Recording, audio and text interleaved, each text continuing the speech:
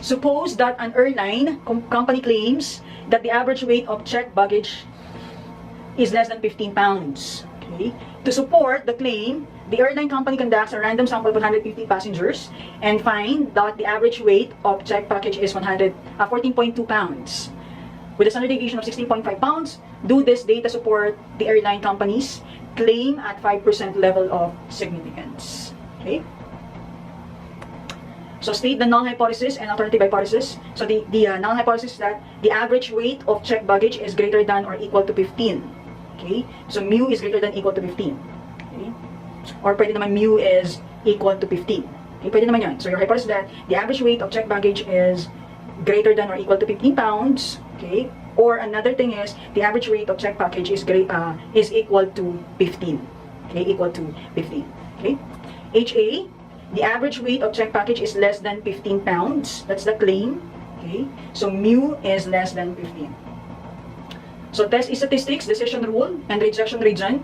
Since your sample size is greater than equal to 30, use z-test. Now, what particular test? Is it two-tailed or one-tailed? So going back to HA, your HA says that the average weight checked package is less than 15 pounds. Okay? So therefore, you will be using one-tailed test. Okay? Particularly left-tailed. Okay? So left-tailed if it is less than. Kapag greater than, right-tailed. But still under one-tailed. So decision rule, alpha, which is equal to 0.05, reject HO if Z value is greater than 0.05, okay, which is 1.65. Okay, in this particular, so ang given lang is Z 0.05. Okay, how do we determine the equivalent of 0.05? Okay, 0.05, so based on the table that you have, so ito yung table, okay, look for the area 0.05. Okay? Look for this area, yung 0.05. Nasaan ba si 0.0500? 0.005 is the same as 0.0500. Okay, parehas lang yan. 0.05 is the same as 0.0500. Now, look for this area. Okay? Using this table. So 0.0500, that is between 0.0505 and 0.0495. Okay, dito yan. 0.0505 and then 0.0495. Now, if you have noticed, same lang yung difference. Okay, same lang yung difference. Okay, same yung difference sa yung 0.0500 tsaka 0.0505, same yung difference, di ba? So, kunin mo yung Z value nito. So, the Z value of this one is, negative 1.64, and then this one is negative 1.65. Now, kung same lang yung difference, you need to get the average. Okay, so Z is equal to negative 1.64 plus negative 1.65. Okay, so negative 1.64 plus negative 1.65. Okay, so get the average of that one. So that will be equal to, so kung yung average na to, that will be equal to negative 1.645. Okay? So that's the average, 1.645. Remember that 0.0500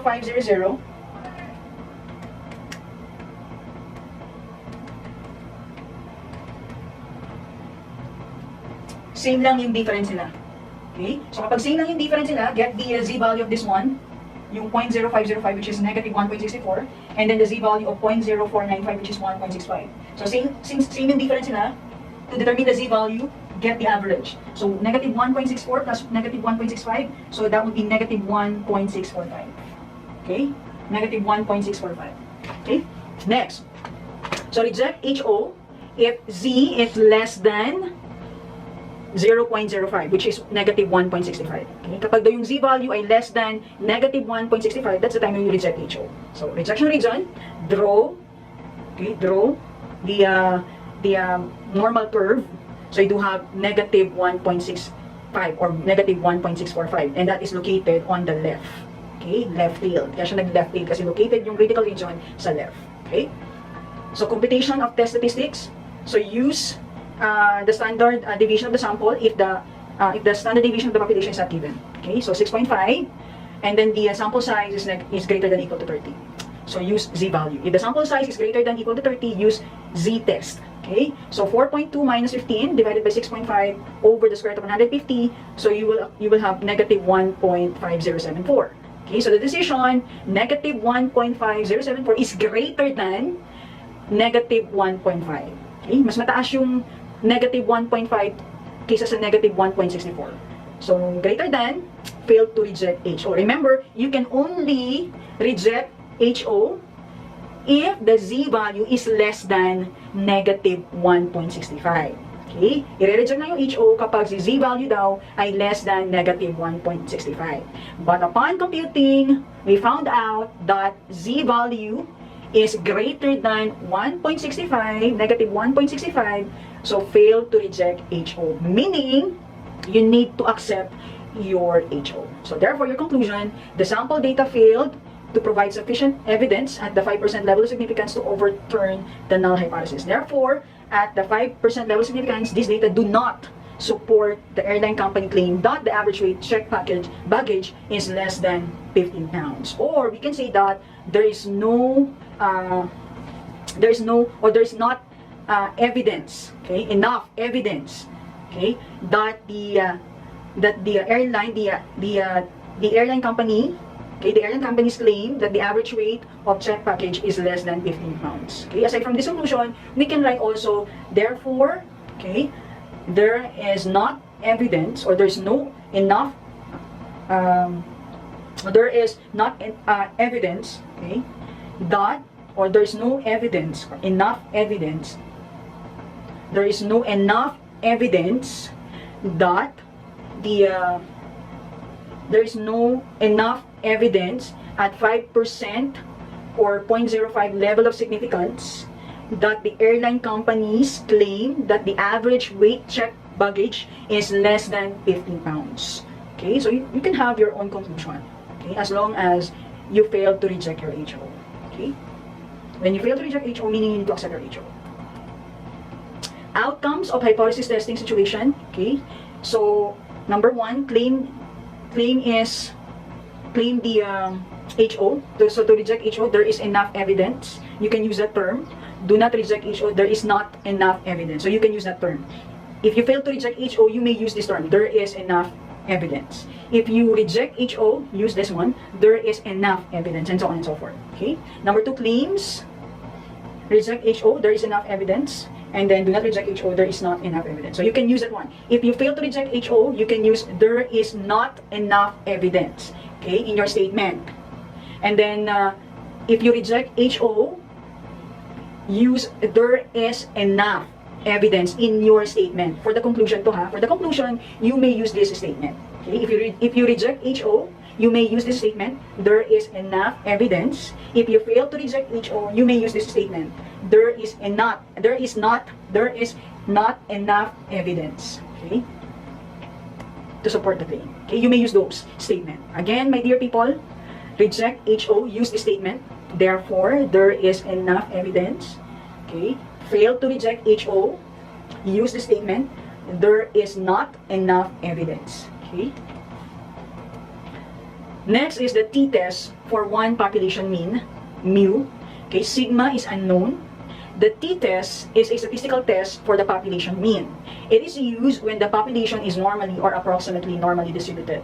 But sigma, when we say sigma here, you're referring to the standard deviation of the population is unknown and the sample size is small. Meaning your sample size is less than 30. So kapag less than 30, we will be using t-test. Okay? So t-test statistics for population mean, mu, with degree of freedom, df equals n-1. Because we only have one population, so your df will be n-1. Okay? Is given by t is equal to sample mean minus the hypothesized population over s over the square root of n. Okay? Where x with a bar, you're referring to the sample mean, and then mu sub o, you're referring to the hypothesized population mean, and s, you're referring to the sample standard deviation. Okay? So t-test for one population mean, mu, sigma is unknown. Okay, remember this table. So hypothesis and then test is statistics. So if your null hypothesis, mu equals hypothesized population, and then your HA, so same thing lang, same yung conditions, like the first table that we have. So same lang. Kapag mu is not equal to mu sub O, that is two-tailed. Mu is greater than mu sub O, that's one-tailed, particularly right-tailed. Mu less than mu sub O, that is left-tailed. Okay? Or one-tailed under the left-tailed under ng one-tailed. Otherwise, fail to reject HO. So you can only reject HO if, okay, if, kapag two-tailed yung test, if the absolute value of T is greater than T alpha over 2. Okay, reject HO. Kapag yung HA mo naman ay greater than, that is right-tailed, under one-tailed, if T is greater than T alpha. Okay? And then kapag left-tailed, if T is less than negative T alpha. Otherwise, fail to reject HO. So you need to accept HO. Okay, example number 3, a brand of powdered milk is advertised as having a net weight of 250 grams. A curious customer obtained the net weight of 10 randomly selected cans. The values obtained are 256, 248, 242, 245, 246, 248, 250, 255, 243, and 249 grams. Is there a reason to believe that the average net weight of the powdered milk cans is less than 250 grams?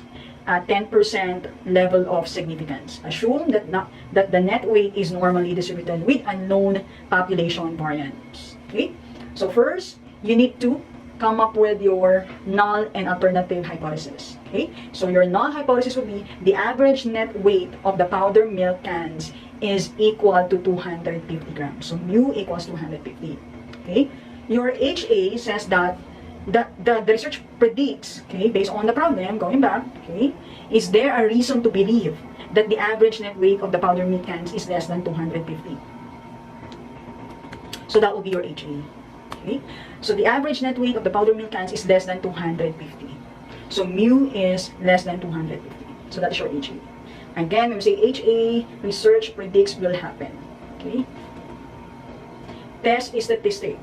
Decision rule and then rejection region. Okay, so since that the sigma is unknown and n is less than 30, so use one-tailed test. Okay, use one-tailed test. Bakit one-tailed test? Because your HA says that mu is less than 250. So 250, so that is one-tailed test going to the left.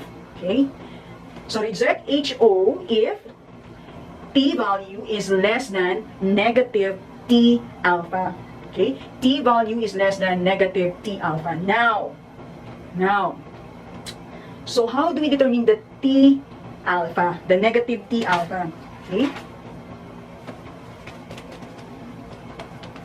so based on the problem, that is 10%, right? That is 10%. That is 10%. Okay, so since we're using one-tailed, 10%, that is the same as 0.10. Okay, 0.10.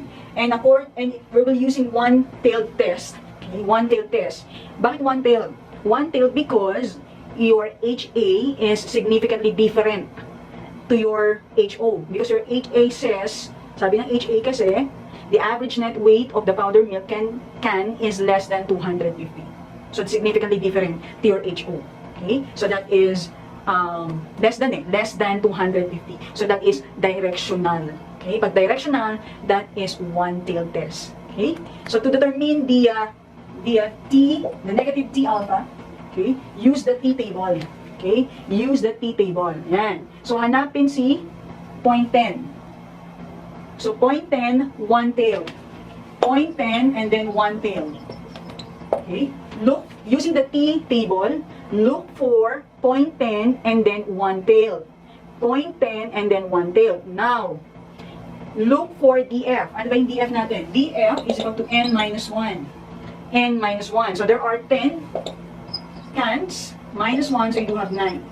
So to determine the negative T alpha, okay, so using the T distribution table, so 0.10, one-tailed test, ayan, dito sa taas, 0.10, one-tailed, and then look for 9. Okay? Look for 9. So ito yun. Look for 9. So 0.10, one-tailed.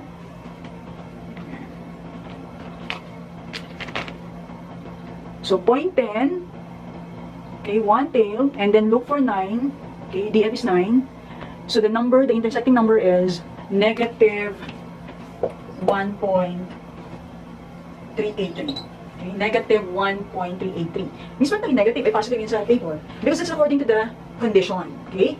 We need to reject HO if T is less than negative T alpha.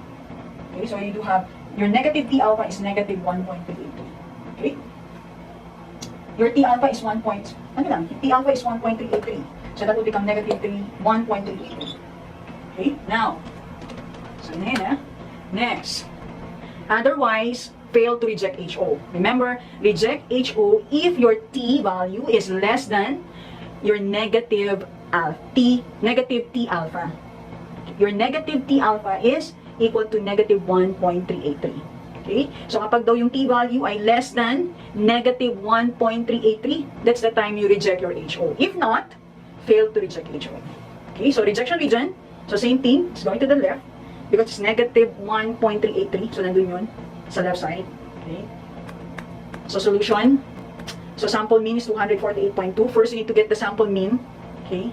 You know how to get the sample mean, right? So 248.2. And then the standard deviation. So you need to get it. You know how to get it. So we have 4.614. Okay? Then substitute. So if you have noticed, negative 1.234 is greater than negative 1.383. Okay? So contradicting with the condition a while ago. Kasi after computing, you will find out na yung negative 1.234 is greater than the T alpha na negative 1.383. So therefore, you need to, what? Fail to reject HO. So you need to accept your HO. So the condition will be, at point 10, okay, there is enough. Okay, kapag nagre-reject ka ng HO, dalawa lang yan statement na gagamitin. Kapag reject HO, ang gagamitin mo lang, if you reject HO, you need to use two claims. Okay? If you reject HO, so going back,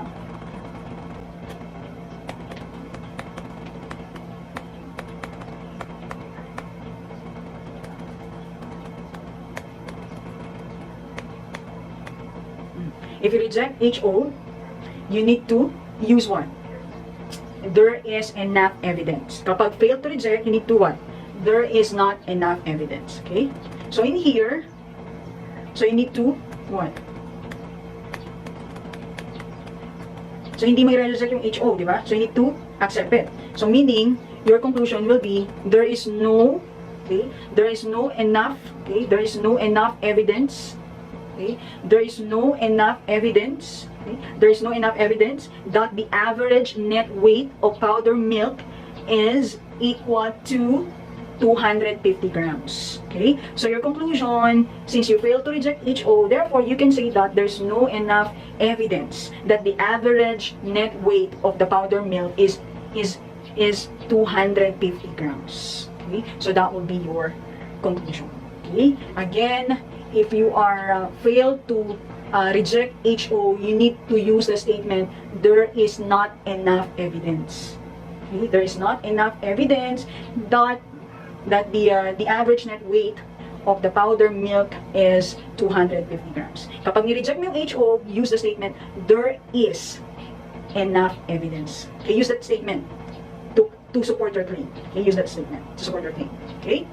Use that statement, there is enough evidence. Kapag ni-reject mo yung HO. Kapag fail to reject it, use the statement, there is not enough evidence that the average net weight of the powder milk is 250 grams. Okay. Next is hypothesis testing about one population proportion. Okay, test the null hypothesis H sub O that an unknown population proportion P is equal to some hypothesized value or P sub O. Okay, so your null hypothesis will be P equals P sub O. So since we're talking about population proportion, instead of using mu, we will be using P. Okay, P for population proportion, and then P sub O, you're referring to the hypothesized proportion, population proportion. Okay? So same thing. If the alternative hypothesis is P is not equal to P sub O, that is two tail. P is greater than P sub O, right tail. P less than P sub O, that's left tail. So same lang. Yung difference lang is yung symbol. Pero the process still the same. Okay? So z-test for the one population proportion, again, if the sample size is greater than equal to 30, z-test. Kapag less than 30, t-test. Okay? Suppose that the sufficient large and P is greater than 5 and N multiplied by 1 minus P is greater than 5. Sample size N is randomly drawn from a population. So the central limit theorem justifies that the use of approximate z-test with a z-test statistics for population proportion given, so z is equal to p hat minus the hypothesized population proportion, okay, all over the square root of hypothesized population proportion multiplied by 1 minus p sub o over n. Okay, so p hat, how to solve that? X over n. X represents the number of successes in the sample size, and p sub o is the hypothesized population proportion. Okay, z-test for one population proportion p, use this table, be familiarized with this table. So same thing lang, hypothesis and then z-test statistics. Okay, so these are the condition of hypothesis. Okay, if the condition, if the concept is can be found in your formulating null and alternative hypothesis, then you can derive your decision. Okay, so if your alternative hypothesis is p is not equal to p sub o, to reject HO, if z alpha, if the absolute z value is greater than z alpha over 2, that is two-tailed test. Okay, then for the one-tailed test, p greater than p sub o, z value must be greater than z alpha. So right-tailed test. P less than p sub o, left-tailed test. Okay, so to reject HO if z value is less than negative z alpha. Otherwise, fail to reject HO. So for example, previous evidences show that the majority of the students are happy and contented with the university's policies. This year, a random sample of 100 students was drawn. They were asked if they were happy and contented with the university's policies. Okay? Out of 100 students, 65 said so. What conclusion should be made at 10% level of significance? So to solve for this, we need to come up with 5 steps. The first step is formulate the null and the alternative hypothesis. Okay? So number 1, okay, most half of the students' population are happy and contented with the university policies. Okay, so we can say that that your hypothesis will be population is greater than equal to 0.5. Okay, and then the majority of the students' population are happy and contented with the university's policies. So that would be P is greater than 0.5. Okay, or another null hypothesis is that we can say that majority of the students are happy and contented with the universities. Okay, so your null hypothesis is that we can say that most of the students, okay, most of the students are not happy and contented with the university policies. Okay, so that will be your HO. And then your HA says that the majority of your students' population are happy and contented. So contradicting. So pwede yung HO mo, which says that most of the students are not happy and contented with the university's policies. Or less than of the students, okay, less than of the students' population are happy and contented. So it should be less than, okay, less than, okay, less than of the student population are happy and contented with the university policy. So that will be P less than or equal to 0.5. Okay, less than of the population of the students are happy and contented with the university policies. Okay, so that's your HO. Ibig sabihin, konti lang yung masaya. Okay, konti lang yung masaya. Okay. But your HA, no. Majority of the students are happy and contented. So P is greater than 0.5. Okay, half of the students are happy and contented. So test statistics, decision rule, and rejection region. Okay, the appropriate test in statistics is one-tailed. Why is it one-tailed? Because your hypothesis, alternative hypothesis is directional. Okay, because you're using greater than. Okay, so decision rule: if z value, okay, if z value,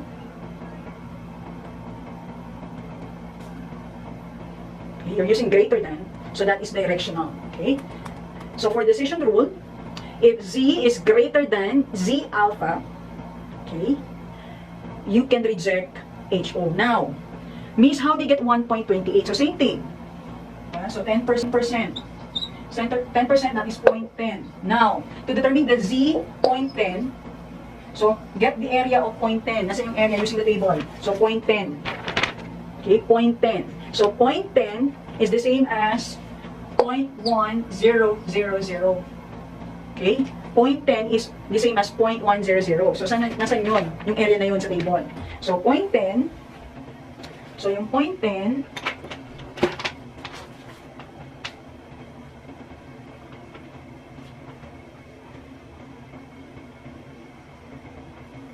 0.10, that is 1.28.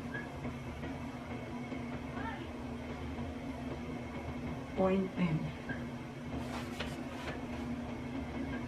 0.100. 0.100. 0.100.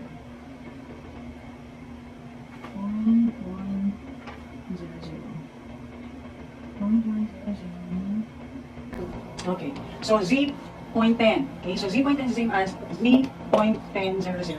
So you need to get the you need to look for the area of 0.1000 in your z table. Okay, if you will notice, the area of 0.10 is the same as 0.100. Same lang naman yung area niya. This area is the same as this area. So if you have noticed that this area is between 0.1003 and 0.0985. Okay? So 0.1003 and then 0.0985. So if you have noticed that 0.10 is near to this area. Okay, yung 0.1000 or 0.10 is near to this area. So you need to get the z value of this one. So the z value of that one is negative 1.28. Now, negative 1.28. But since we're talking about normal curve, okay, normal curve, at sabi, greater than 0.10. So ibig sabihin, yung 0.128, meron ding 0.128 sa left eh. Sa right, meron ding 1.28 sa left. So you're talking about the positive 1.28 here. Dito sa may left, right side. So instead of using negative, we will be using the other one around, which is positive 1.28. Okay? Positive 1.28. Since one-tailed zeta siya, okay, remember yung table, okay, kapag greater than, it should be right-tailed. So yung rejection symbol, yung critical region nandito. So instead of using 1.28, kapag tingnan mo kasi yung table, the z value of 0.1003 is negative 1.28. Okay? But since the condition that we are using is this one, okay, yung z is greater than z alpha, right-tailed test, meaning the critical region is located on the right side. Okay, so kahit na negative yung 1.28 na given, may ka-counterpart naman siyang positive sa kabilang side. So this is your critical region, yung 1.28. Ka-counterpart siya ng negative 1.28. Okay, so going back. Okay. So based on the critical region, so the rejection region will be 1.28 on the positive side. Okay, so the solution, computation, so z is equal to 0.05, 0.65. How do you get 0.65? 65 divided by 100, so you do have 0.65. So that's your p hat. Minus 0.5. Okay, bakit 0.5? Okay, remember kapag the hypothesis, kapag population proportion, okay, lagi 0.5 yung given. Kapag hindi given yung hypothesis population proportion, we will be using 0.5. Okay, 0.5. All over 0.5 multiplied by 0.5 over 100, that will be 3.0. Okay. So since 3.0 is greater than 1.28, reject HO. So kapag nire-reject yung HO, we will be using the statement, okay, there is enough evidence. Okay, yan. So there is enough evidence, okay, that majority of the student population are happy and contented with the university policies. Okay, kapag reject ang HO, use this term. Okay, use this statement. Therefore, there is enough evidence that majority of the students population are happy and contented with the university policies. Kapag ni-reject yung HO, kapag fail to reject naman, use the statement. Therefore, there is not enough evidence kapag fail to reject. But since our decision is 3.0 is greater than 1.28, then we need to reject HO. So therefore, the conclusion, there is enough evidence that majority of the students population are happy and contented with the university's policies. Okay? That's okay. So again, if the P sub O or the hypothesized population proportion is not given in the problem, we can use 0.5. Okay? Even only if it's not given in the problem, we will be using 0.5. Okay. Example number 5. An independent research group is interested to show that the percentage of babies delivered to the cesarean section is decreasing. For the past years, 20% of the babies were delivered through cesarean section. Okay. Section. The research group randomly inspects that the medical records of 144 births and finds that 25 of the births were by cesarean section. Okay?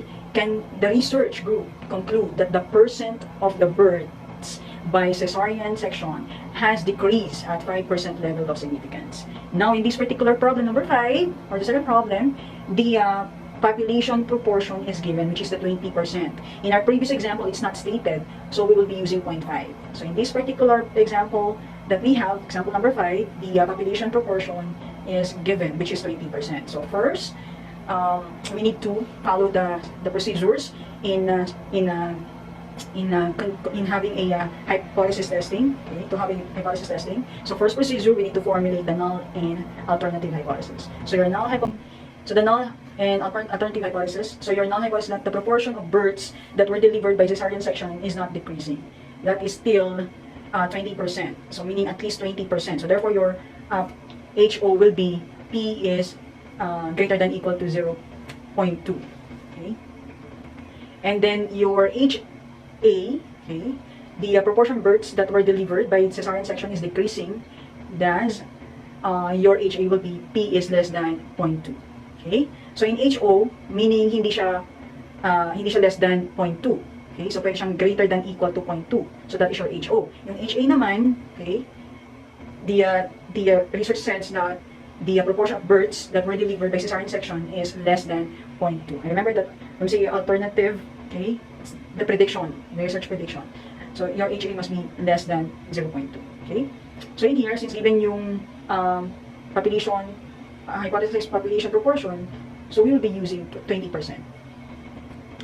So same thing, so test statistics, decision rule, and rejection region. So the appropriate test statistics is one-tailed test. Okay, decision rule, if Z is less than, okay, 0.5, okay, so going to the left, okay, left naman siya kasi less than yung HA natin, so that would be left-tailed.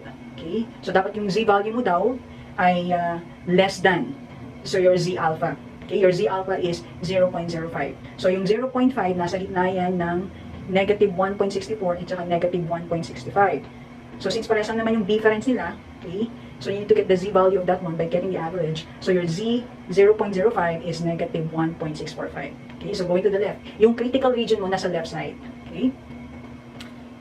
To reject HO, be sure that Z value is less than your Z alpha, which is negative 1.645. Okay, otherwise, you need to fail to reject HO. Okay, so this is the rejection region, nasa left side. Okay, so computation, so Z is equal to 25 divided by 144 minus 0.2. 0.2 is your hypothesized population proportion over the square root of 0.2 multiplied by 0.8 divided by 144. So your answer is negative 0.792. Okay, so the decision is negative 0.792 is greater than negative 1.645, which is contradicting to the condition that we have kung paano i-reject yung HO. So in here, okay, sabi daw i-reject yung HO if Z value is less than Z alpha. But since after we compute, we find out that Z value is greater than Z alpha, okay, negative 0.792 is greater than negative 1.645, we need to fail to reject HO. Okay, fail to reject HO. So therefore, your conclusion, kapag fail to reject HO, meaning there is not enough evidence, okay, that the proportion of births that we deliver through cesarean section is decreasing. Okay, so since fail to reject HO, so we need to use the statement there is not enough. So therefore, your conclusion, there is not enough evidence that the proportion of births that we deliver through cesarean section is decreasing or in decreasing. Okay, so that's it. Thank you.